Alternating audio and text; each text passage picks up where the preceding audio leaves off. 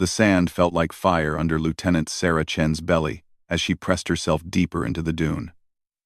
Through her scope, she watched the compound below with steady breathing. 3 weeks of surveillance had taught her every guard rotation, every blind spot, every weakness in the enemy's defense. But tonight felt different. Tonight, something was wrong. Her radio crackled softly in her ear. Static. Then voices speaking in urgent whispers. The transmission wasn't meant for her. It was a distress call from Team Bravo, the Navy SEAL unit that had inserted into the target area 12 hours ago. Their mission was supposed to be simple. Get in, extract the captured intelligence officer, get out. No complications. Sarah adjusted her position on the ridge overlooking the valley. She had been sent here as an Overwatch sniper, a guardian angel for operations in the region. Her orders were clear. Observe and report. Do not engage unless specifically authorized. But as she listened to the broken transmissions coming through her radio, those orders seemed less important than the lives at stake below. The compound sprawled across the valley floor like a small fortress. High walls surrounded a cluster of buildings, guard towers at each corner, and enough weapons to arm a small army. Intelligence had suggested it was lightly defended. Intelligence had been wrong. Through her scope, Sarah counted at least 40 enemy fighters moving through the compound. Heavy machine guns were being positioned on rooftops. Mortars were being set up in the courtyard. Someone had tipped them off about the SEAL team's arrival. The radio transmission came through clearer now. Echo Base, this is Bravo 6. We are compromised. Repeat. We are compromised. Heavy resistance. We have the package but cannot reach extraction point. Request immediate support. Sarah's finger moved to her radio switch, then stopped. She wasn't supposed to reveal her position. Her mission was to gather intelligence on the compound's defenses, not to provide tactical support for other operations. But the SEALs were pinned down somewhere in that maze of buildings, and from her elevated position, she could see things they couldn't. Movement caught her eye. A squad of enemy fighters was positioning themselves behind a low wall near the compound's eastern gate. They carried rocket-propelled grenades and were clearly setting up an ambush. If the SEAL team tried to move toward their extraction point, they would walk right into a killing zone. Sarah's training warred with her instincts. She had spent 2 years in Army Special Forces before volunteering for this deep reconnaissance assignment. She knew what it felt like to be alone and outnumbered in enemy territory. She knew the fear that came with being cut off from support. The radio crackled again. Bravo 6. This is Echo Base. No support available. You are on your own. Try to reach alternate extraction point. Sarah bit back a curse. The alternate extraction point was 3 kilometers north of the compound, across open ground that offered no cover. The SEAL team would never make it, not with that many enemy fighters hunting them. She focused her scope on the compound's main building, a 2-story structure that dominated the center of the complex. Muzzle flashes flickered from its windows. That had to be where the SEALs had taken cover. Smart choice. The building offered good defensive positions and multiple exit routes, but it was also a trap. The enemy was surrounding it, cutting off those exit routes one by one. Through her earpiece, she heard the sound of gunfire and explosions. The battle was intensifying. Someone was shouting orders in a language she didn't recognize. Then came a voice she did recognize, speaking English with a slight southern accent. This is Bravo 4. We've got wounded. Bravo 6 is down. Repeat, Bravo 6 is down. The team leader was hit. That changed everything. Without strong leadership, even the best special operations unit could fall apart under pressure. Sarah had seen it happen before. Good soldiers making bad decisions because fear and confusion clouded their judgment. She swept her scope across the compound, looking for options. The enemy had positioned fighters at every possible escape route. They were being methodical about it, taking their time to ensure no one got out alive. But they had made one mistake. They had assumed they were dealing with a trapped unit, acting alone. Sarah keyed her radio to a different frequency, one that would reach the SEAL team directly. Protocol demanded she go through official channels, but protocol didn't account for the reality on the ground. Bravo team, this is Guardian Angel. I have eyes on your position. Do not attempt to move to alternate extraction. Enemy has ambush positions set up along your route. Silence on the radio for several seconds. Then a new voice. Older and calmer than the others. Guardian Angel. This is Bravo 2. I have assumed command. What do you see? Sarah felt a moment of relief. Someone was thinking clearly down there. Bravo 2. I count approximately 40 enemy fighters. Heavy weapons positioned on rooftops. Mortar team in central courtyard. RPG teams at eastern and western gates. You are completely surrounded. Copy that, Guardian Angel. Can you provide sniper support? Sarah hesitated. Revealing her position would compromise her primary mission. It would also paint a target on her back. Once she started shooting, every enemy fighter in the compound would know someone was on the ridge. They would send teams to hunt her down. But the alternative was watching a SEAL team die. Negative on sniper support, she said, hating herself for the words. My orders are to maintain position and observe only. Another burst of gunfire echoed from the compound. She could see muzzle flashes from multiple positions now. The enemy was closing in. Guardian Angel, we've got 2 wounded and are running low on ammunition. We need help. Sarah closed her eyes for a moment. When she opened them, her scope was focused on an enemy machine gun position on the compound's northern wall. The gunner was raking the main building with sustained fire, keeping the SEALs pinned down while other fighters moved closer. She had trained for situations like this. Her rifle was a custom-built weapon chambered in. 300 Winchester Magnum, capable of accurate shots at distances exceeding 1,000 meters. The compound was only 800 meters away, easy range for someone with her skills. But taking that shot would change everything. Bravo 2. How many in your unit? 6 effectives, 2 wounded, plus the package. 9 people total, including the rescued intelligence officer. 9 lives hanging in the balance, while she followed orders that seemed increasingly meaningless. Sarah's finger moved to her rifle's safety. The compound was well lit by floodlights, making target identification easy. She could see individual enemy fighters moving between buildings. Her first shot would have to count, because after that, all hell would break loose. The radio crackled with another transmission. Guardian Angel, this is Bravo 2. We're going to make a run for the eastern wall in 60 seconds. It's our only chance. Sarah swung her scope to the eastern wall. The RPG team was still there, positioned perfectly to destroy the SEAL team the moment they showed themselves. 7 enemy fighters with heavy weapons and good cover. The SEALs would be slaughtered. Time slowed as Sarah made her choice. She keyed her radio one more time. Bravo 2. Delay your movement. Guardian Angel is going active. Her first shot took the RPG gunner in the head at 847 meters. The man dropped instantly, his weapon clattering to the ground. Before the other enemy fighters could react, Sarah was already working the bolt on her rifle, chambering a fresh round. The second shot came 3 seconds later, punching through the chest of the fighter trying to grab the fallen RPG. Sarah's training took over completely now, breathing controlled, sight picture perfect, smooth trigger pull, another target down. Chaos erupted in the compound as the enemy fighters realized they were under sniper fire. Shouts rang out in multiple languages. Fighters scrambled for cover. Weapons fire became wild and uncontrolled as men shot at shadows and suspected positions. Sarah's third shot silenced the machine gun on the northern wall. The gunner pitched forward over his weapon, and the sustained fire that had been keeping the SEALs pinned suddenly stopped. Guardian Angel, this is Bravo 2. Beautiful work. We're moving to Eastern Wall now. Through her scope, Sarah watched 6 figures in military gear sprint from the main building toward the eastern wall of the compound.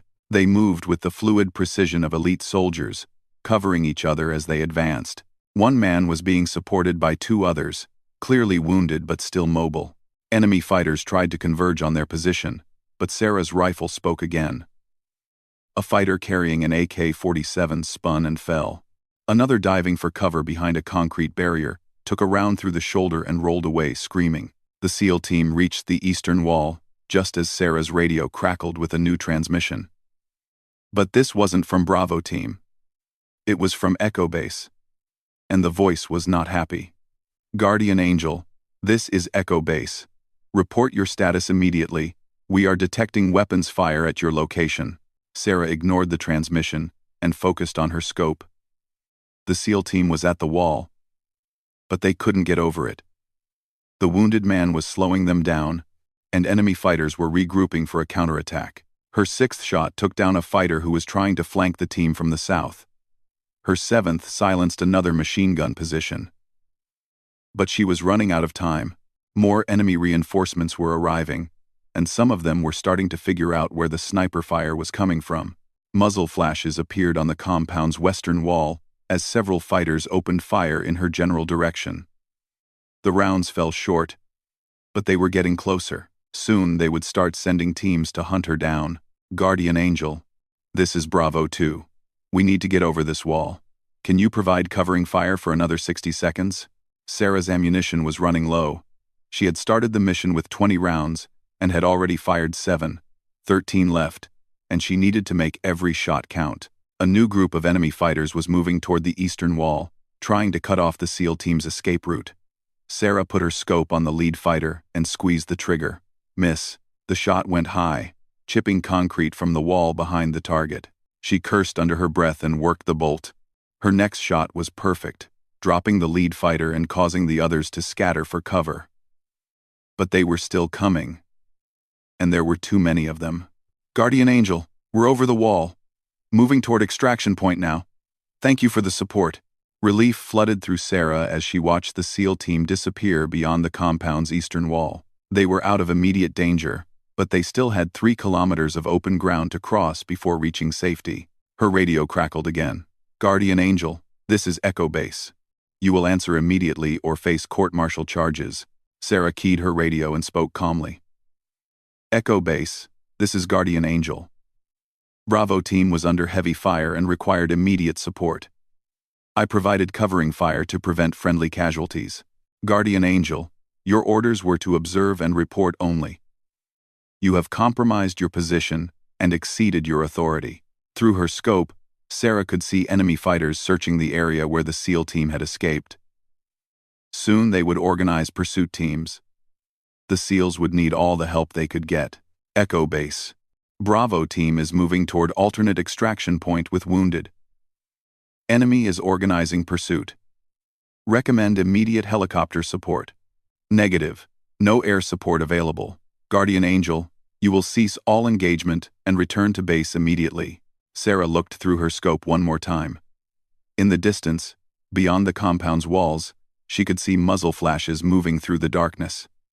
The enemy was already pursuing the SEAL team. The race was on, and the good guys had a head start but not much else.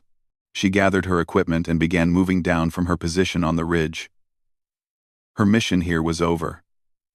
But somehow she knew this was just the beginning. The SEAL team was still in danger, and whether her commanding officers liked it or not, she had become part of their fight for survival. As she made her way carefully down the rocky slope, Sarah's radio crackled one more time. This transmission was weak and full of static, but she could make out the words, Guardian Angel, this is Bravo 2. If you can hear this, we're being pursued by vehicles. Multiple contacts. We could really use that angel right about now. Sarah stopped moving and looked back at the compound. Vehicle headlights were streaming out of the main gate, heading in the direction the SEAL team had taken. At least 6 vehicles, maybe more. The SEALs were on foot with wounded. They would never outrun a motorized pursuit. Her orders were clear. Return to base immediately. But orders were just words. And sometimes words meant less than the lives of fellow soldiers in danger. Sarah found a new position on the ridge and set up her rifle again. The chase was heading north, toward the extraction point. If she moved quickly, she might be able to get ahead of it. She might be able to help, or she might get herself killed trying.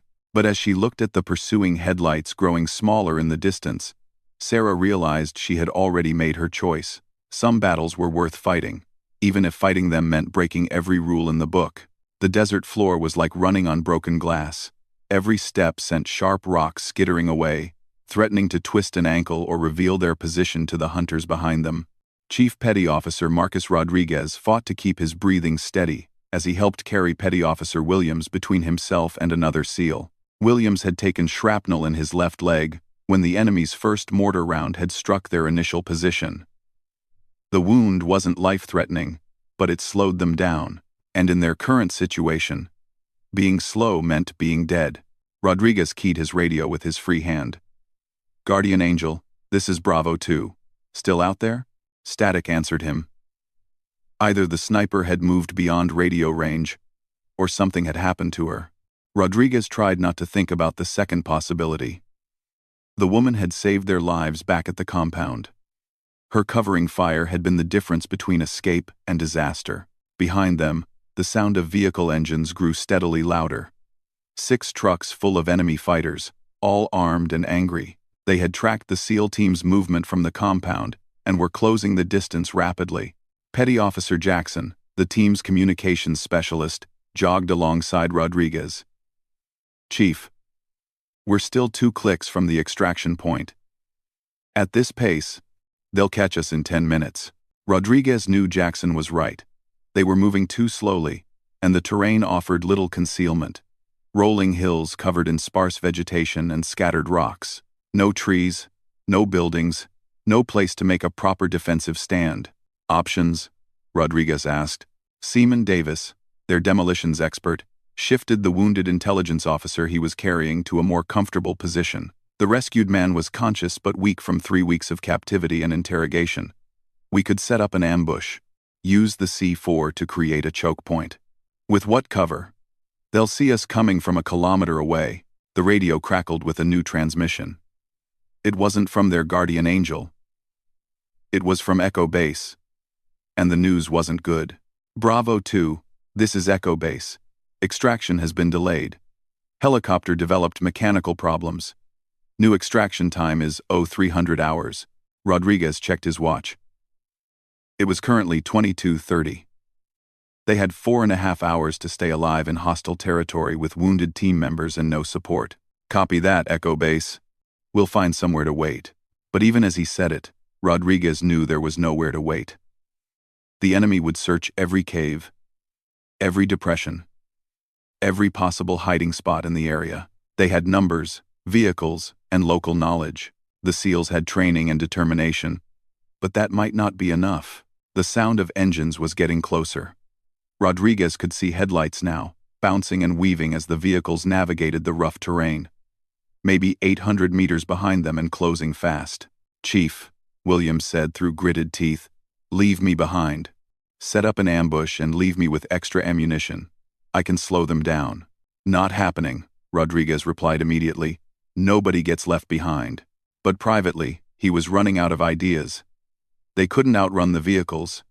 They couldn't hide in the open terrain. And they couldn't fight 6 trucks worth of enemy fighters with 7 effective operators and limited ammunition. That's when the radio crackled again. "Bravo 2, this is Guardian Angel. I'm in position 200 meters ahead of your current location. When you see my IR strobe, move 30 meters to the east and take cover." Rodriguez felt a surge of hope. The sniper was still in the fight. "Guardian Angel, what's your plan?" "Making their night a little more difficult. Keep moving north but be ready to change direction on my signal." Rodriguez could see a faint infrared strobe light ahead of them, visible only through their night vision goggles. He adjusted their course slightly and pushed the team toward it. The vehicles behind them were close enough now that he could hear individual voices shouting over the engine noise. Doors slamming. Weapons being loaded. The enemy was preparing for contact. "Contact front," Jackson whispered, pointing ahead. 200 meters to their north, another set of headlights was approaching. The enemy had sent a second group to cut off their escape route. They were being boxed in. Rodriguez's radio came to life again. "Bravo 2, I see the blocking force. When I open fire, move to the eastern ridge line. There's a small wadi about 300 meters east that will give you concealment." "Copy that, Guardian Angel. What about you?" "I'll be fine. Just get your people to safety." The lead vehicle in the blocking force was a technical truck mounted with a heavy machine gun. Rodriguez could see the gunner scanning the area ahead, searching for targets. In 30 seconds, that gun would have a clear field of fire on the SEAL team's position. Guardian Angel's rifle spoke first. The shot came from somewhere to their west. A sharp crack that echoed off the surrounding hills.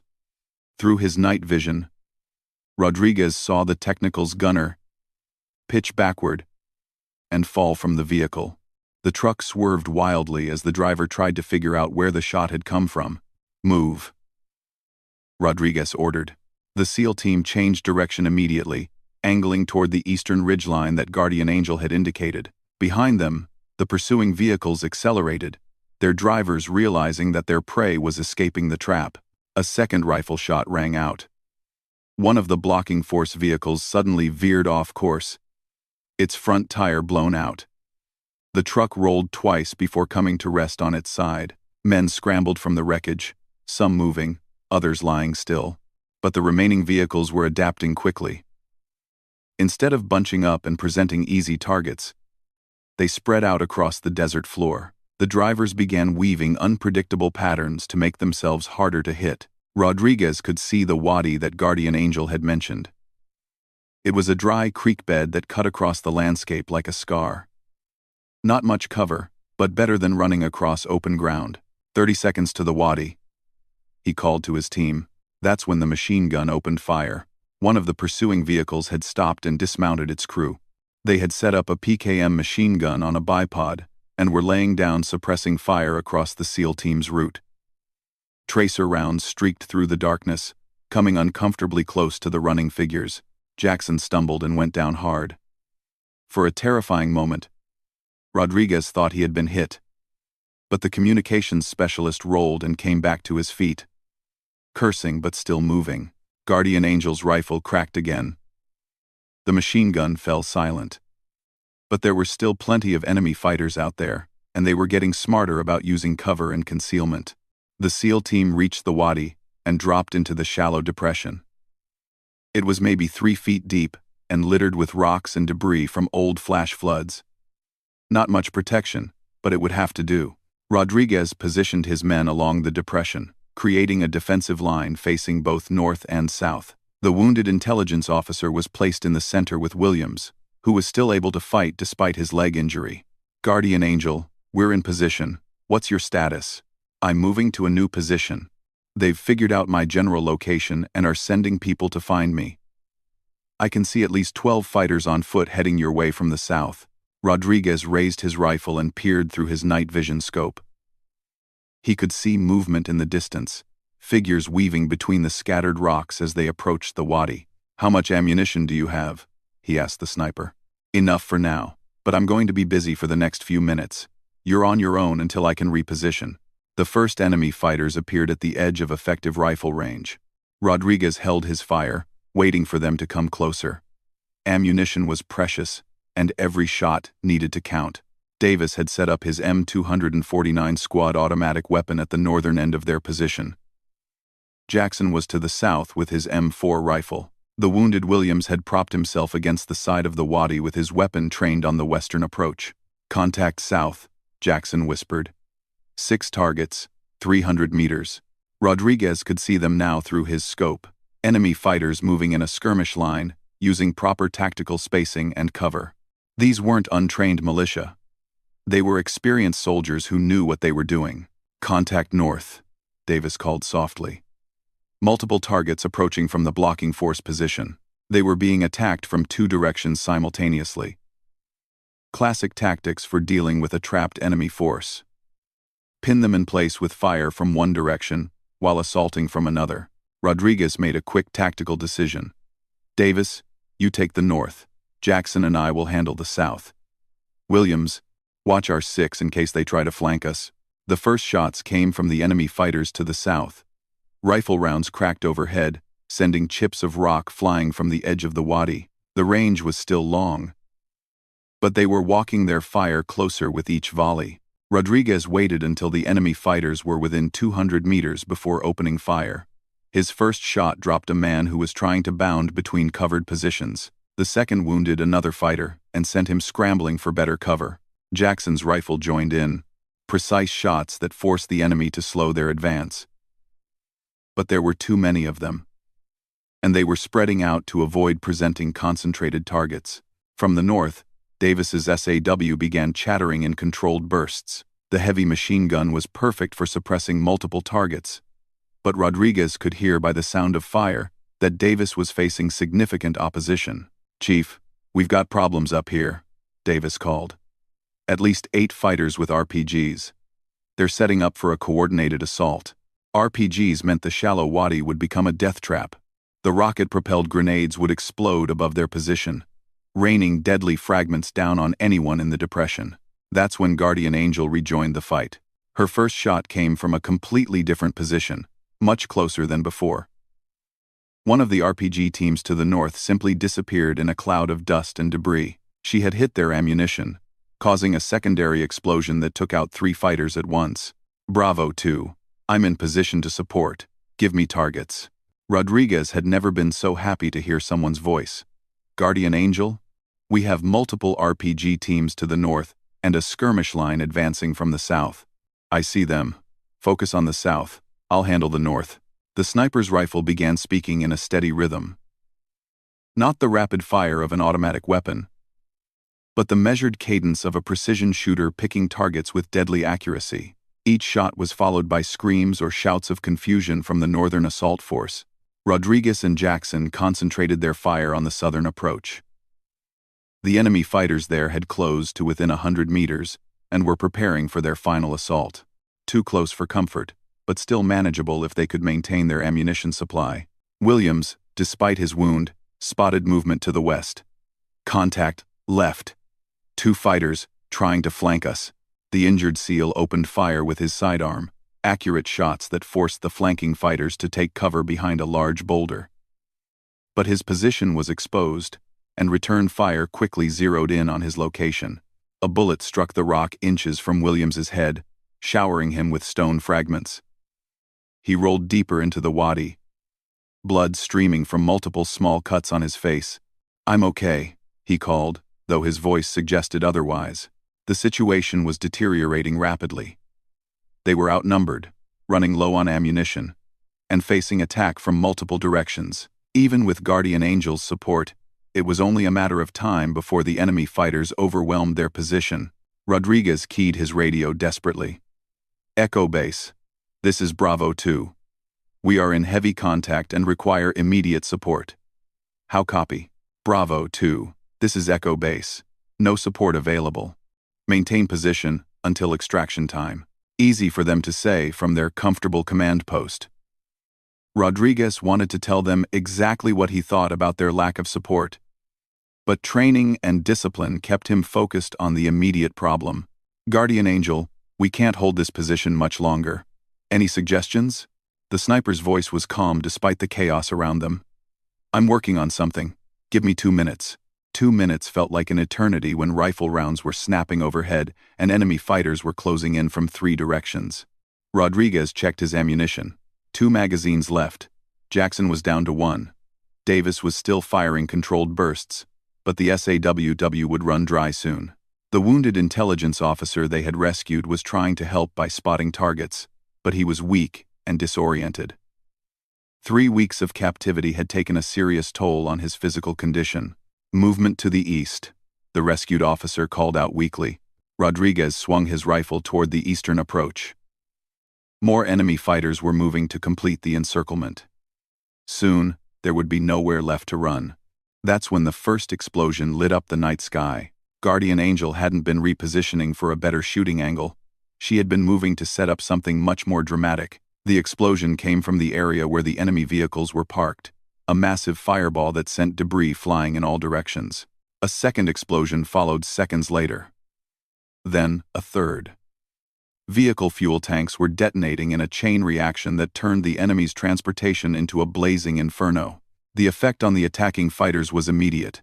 Orders were being shouted in multiple languages. Some fighters began falling back toward the burning vehicles.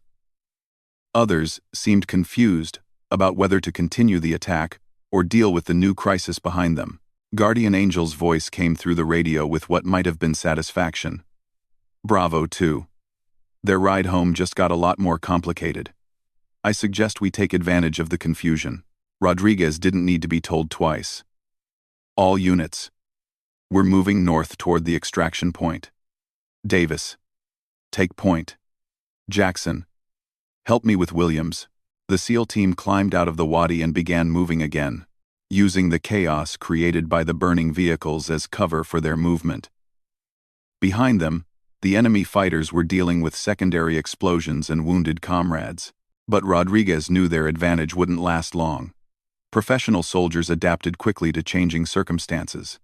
Soon, the enemy would reorganize and resume pursuit. Guardian Angel, what's your status? Mobile and watching your 6. Keep moving north. I'll provide rear guard. As they moved through the darkness, Rodriguez found himself wondering about the woman who had become their guardian angel. She had disobeyed orders to help them. She had risked her life repeatedly to keep them alive. And she was still out there, alone in hostile territory, covering their escape. He didn't even know her name. The burning vehicles cast long shadows across the desert as Sarah Chen moved through the darkness like a ghost. She had used her remaining C4 charges to turn the enemy's transportation into a funeral pyre. But the victory was temporary. Radio chatter in her earpiece told her that reinforcements were already en route from other positions. Her rifle felt heavier now. Not from physical weight, but from the knowledge of what each shot meant. She had crossed a line tonight, and there would be consequences. Her military career was probably over, but she had kept 8 people alive. And that seemed like a fair trade. Through her night vision scope, she watched the SEAL team moving steadily north toward their extraction point. Chief Rodriguez was setting a good pace despite the wounded. They had maybe an hour before the helicopter arrived, assuming it arrived at all. Mechanical problems had a way of becoming permanent when command didn't want to risk expensive aircraft. Sarah's radio crackled with a transmission that made her blood run cold. All units, this is Falcon Base. We have intercepted enemy communications. Large force moving to surround extraction point. Estimated 30 to 40 fighters with heavy weapons. Extraction is compromised. She keyed her radio immediately. Bravo 2. Did you copy that last transmission? Negative, Guardian Angel. What did you hear? Enemy force moving to surround your extraction point. 30 to 40 fighters. Rodriguez's voice was grim when he responded. Copy that. Any suggestions for an alternate plan? Sarah studied the terrain ahead through her scope. The extraction point was in a small clearing surrounded by low hills. Perfect for helicopter operations. But also perfect for an ambush. If the enemy got there first, the SEAL team would walk into a killing ground. Bravo 2. I have an idea. But you're not going to like it. I'm listening. There's an abandoned mining facility about 2 kilometers east of your current position. It's got good defensive positions and multiple escape routes. If we can hole up there until dawn, maybe we can call for air support when visibility improves. Rodriguez was quiet for several seconds. When he spoke, his voice was skeptical. And how do we get air support when command won't even send a helicopter? Sarah had been thinking about that. Because by dawn, this situation will be too big to ignore. Enemy reinforcements, burning vehicles, a missing SEAL team. Someone's going to have to explain to the media why they let elite American soldiers die because of bureaucratic nonsense. It was a gamble. Command might write them off as casualties of a mission that never officially existed. Or they might finally provide the support that should have been available from the beginning. Guardian Angel, what about you? If we go to this mining facility, you'll be alone out here. I work better alone anyway. Besides, someone needs to slow down those reinforcements. Sarah began moving toward a ridgeline that would give her a good view of the approaches to both the extraction point and the mining facility. Her ammunition was running dangerously low. Only 6 rounds left, but she still had some surprises for anyone who tried to hurt her people. Her people. When had she started thinking of the SEAL team that way? The radio brought her back to reality. Guardian Angel, this is Bravo 2. We're changing course toward the mining facility. Thanks for everything you've done tonight. Don't thank me yet. Night's not over. Sarah reached her new position just as the first enemy reinforcements appeared on the horizon. 3 more vehicles, probably another 15 fighters. They were moving fast, heading directly for the extraction point. They would arrive there in 20 minutes, and set up their ambush. Unless someone stopped them, Sarah settled into a firing position behind a cluster of boulders and began calculating ranges and wind speeds. The lead vehicle was moving at approximately 30 kilometers per hour across rough terrain. Not an impossible shot, but challenging even for someone with her skills. Her first round punched through the windshield of the lead truck. The vehicle swerved wildly before rolling over and catching fire. The other two vehicles immediately stopped and began deploying their passengers in defensive positions. Sarah was already moving to a new position when the return fire started. Heavy machine guns and assault rifles filled the air with lead. But they were shooting at shadows. She had learned long ago that in a sniper duel, the first rule was never stay in the same place after taking a shot. Her second shot came from a position 50 meters south of her first. An enemy fighter who was trying to set up a mortar position simply disappeared in a cloud of red mist. The other fighters scrambled for better cover, their organized advance turning into chaos. 4 rounds left. Through her scope, Sarah could see the SEAL team approaching the mining facility. It was a cluster of concrete buildings and metal structures built into the side of a hill, good sight lines in multiple directions and plenty of hard cover. If they could reach it, they might actually survive until dawn. But more enemy vehicles were approaching from the west. The original pursuit force had regrouped and was moving to cut off the SEAL team's route to the mining facility. Sarah could see their headlights bouncing across the rough terrain as they raced to intercept. She keyed her radio. Bravo. 2. You have vehicles approaching from the west. 6 trucks. Maybe more. They're trying to cut you off. Copy that, Guardian Angel. Can you slow them down? Sarah checked her position. The western approach was beyond effective range from her current location. She would need to move again. But that would put her closer to the enemy forces, searching for her position. I'm moving to engage. Keep heading for the mining facility. Sarah gathered her gear and began moving across the ridge line. Behind her, the enemy fighters she had been engaging were organizing search teams. They knew approximately where she was, and they were beginning to close in. She reached a new position just as the Western pursuit force came into range. 6 vehicles in a loose convoy, moving fast across open ground. Sarah aimed for the lead truck's driver and squeezed the trigger. The vehicle veered off course and crashed into a boulder. The convoy stopped immediately, and fighters began dismounting to assess the threat. But they were too far from cover, and Sarah still had 3 rounds left. Her next shot dropped a fighter who was trying to set up a heavy machine gun. The third round wounded another man who was attempting to flank her position, but the remaining fighters were adapting quickly, using their vehicles as cover while they searched for her muzzle flash. 2 rounds left. Sarah's radio crackled with good news for once. Guardian Angel, this is Bravo 2. We've reached the mining facility and are setting up defensive positions. What's your status? Still mobile. I've slowed down the western approach, but there are more coming. Through her scope, she could see additional vehicle lights in the distance. The enemy was committing serious resources to this operation. Whatever intelligence they had recovered with the rescued officer, it must be extremely valuable. Guardian Angel, Rodriguez's voice was urgent. We're seeing vehicle movement from multiple directions. Looks like they're surrounding this place. Create. Sarah swept her scope across the approaches to the mining facility. Rodriguez was right. Enemy forces were moving to encircle the complex from 3 directions. Once they completed the encirclement, the SEAL team would be trapped with nowhere to run. Unless someone did something dramatic to change the tactical situation, Sarah looked at her remaining ammunition. 2 rounds. Not enough to stop dozens of enemy fighters, but maybe enough to create an opportunity. She had noticed something during her initial surveillance of the area. About a kilometer north of the mining facility, there was a communications tower on a high hill. The enemy had been using it to coordinate their operations all night. If that tower went down, it would disrupt their communications at a critical moment. Bravo. 2. I'm going to try something.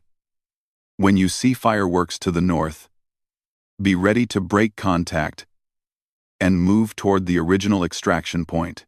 Guardian Angel, what are you planning? But Sarah was already moving. She had spotted something else during her surveillance. A fuel storage facility near the communications tower. Probably used to power generators for the radio equipment. If she could hit it with her remaining rounds, the resulting explosion might take out the tower and create enough chaos to cover the SEAL team's escape. The shot was nearly impossible. 1,500 meters in darkness, firing at a stationary target no bigger than an oil drum. Sarah had never attempted anything like it. Not even on a practice range, but impossible shots were what separated good snipers from legends. She found a stable firing position on a rocky outcrop and began calculating the ballistics. Wind speed was minimal. Temperature had dropped since sunset, which would affect bullet trajectory. Range was at the extreme limit of her rifle's effectiveness.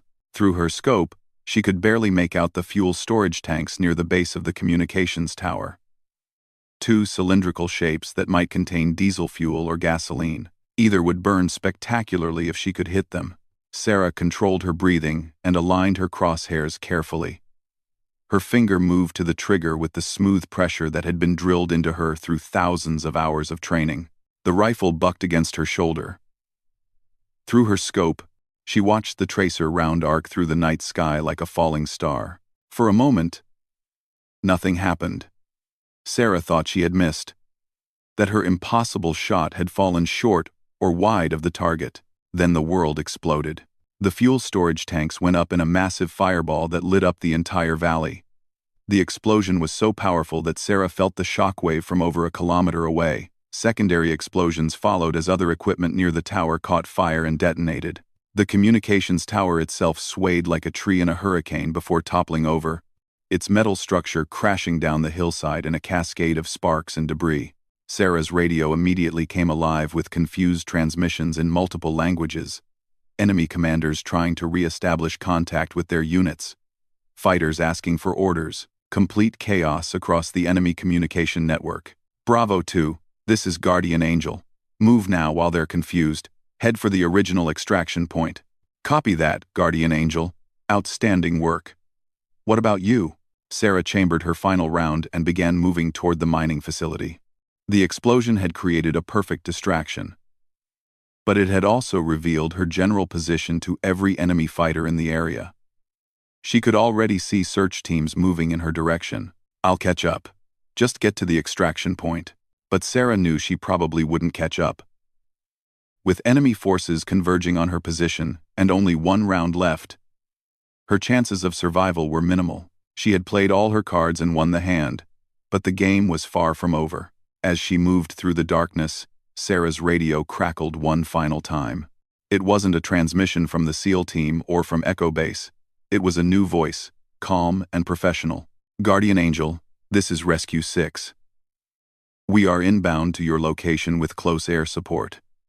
Estimate 5 minutes to target area. Advise your position for friendly identification. Sarah almost laughed. Now they sent help. After she had disobeyed orders, compromised her position, and exhausted her ammunition. After the SEAL team had fought their way across miles of hostile territory with wounded teammates, but better late than never. Rescue 6. This is Guardian Angel. I am approximately 1 kilometer south of the burning communications tower. Bravo team is en route to original extraction point. Multiple enemy forces in the area. Copy that, Guardian Angel. We have visual on the burning tower. Quite a light show down there. Through her scope, Sarah could see aircraft lights approaching from the south. Not just one helicopter, but several. Someone at Echo Base had finally realized that the situation was too big to handle with bureaucratic procedures.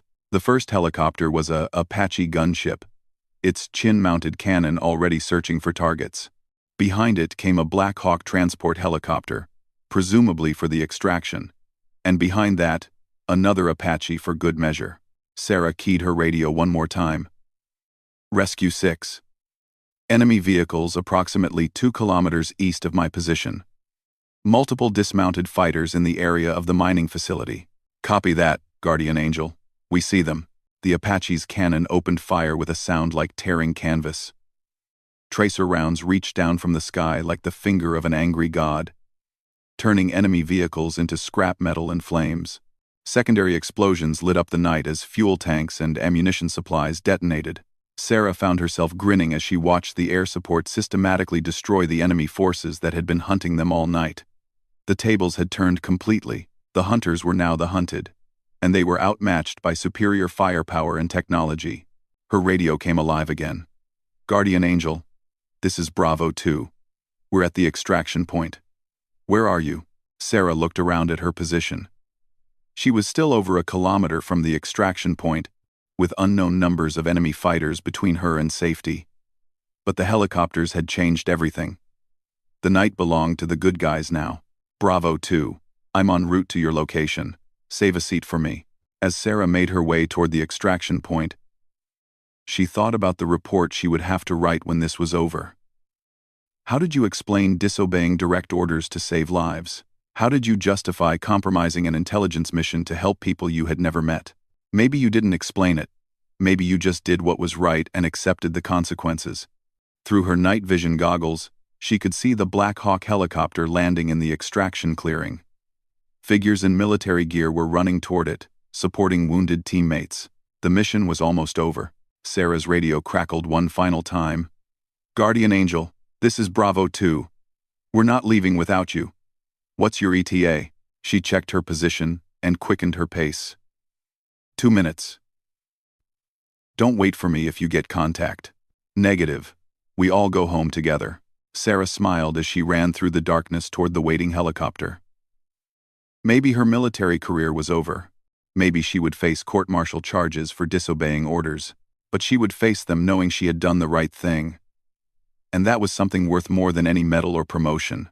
As she approached the extraction point, Sarah could see Chief Rodriguez standing by the helicopter, scanning the darkness with his rifle ready. When he spotted her approaching, he signaled to the others and pointed in her direction. The helicopter crew was loading the wounded when Sarah finally reached the clearing. Williams was conscious and giving her a thumbs up from his stretcher. The rescued intelligence officer was wrapped in a blanket but alert and talking to one of the crew chiefs. Rodriguez met her at the edge of the clearing. "Outstanding work tonight, Guardian Angel. We owe you our lives." Sarah shook her head. "Just doing my job. Your job was to observe and report. What you did tonight was a hell of a lot more than that." As they walked toward the helicopter together, Sarah realized that Rodriguez was right. She had done more than her job tonight. She had done what was necessary, and sometimes, that was the most important job of all. The helicopter lifted off just as the Apache gunships finished clearing the area of enemy forces. Through the window, Sarah could see the burning remains of vehicles and the collapsed communications tower, the evidence of a night when everything had gone wrong, but somehow everyone had gone home. Rodriguez handed her a headset so they could talk over the noise of the rotors.